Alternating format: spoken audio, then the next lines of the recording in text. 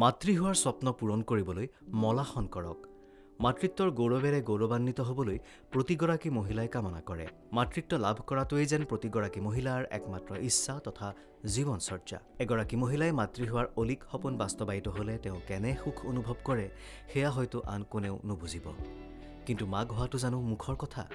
বিশেষকৈ আজিকালি অনিয়মিত লাইফষ্টাইল, অস্বাস্থ্যকৰ খাদ্যাভ্যাস, শাৰীৰিক বিসংগতি আদি বিভিন্ন কাৰণত দিনে দিনে বাঢ়িছে বন্ধ্যাত্বৰ সংখ্যা।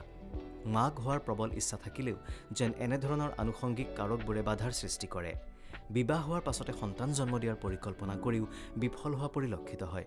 সেয়ে সন্তান জন্ম দিয়াৰ আগমুহূৰ্তত জীৱনশৈলীৰ পৰিৱৰ্তন ঘটাই যদি শৰীৰৰ প্ৰতি কিছু যত্নৱান হোৱা যায় তেনেহ'লে এই কামটো সহজ হৈ পৰে।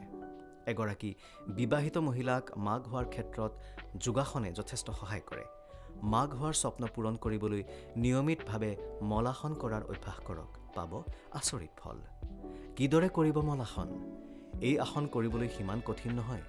এই আসন কৰিবলৈ প্ৰথমে আপুনি মাটিত ভৰিত ভৰ দি বহি লওক। এই ভংগীত ভৰি দুখনৰ মাজত কিছু দূৰত্ব ৰাখক। তাৰ পাছত হাত দুখন জোৰা লগাই প্ৰণাম কৰাৰ ভংগীত আগলৈ আগবঢ়াই দিব।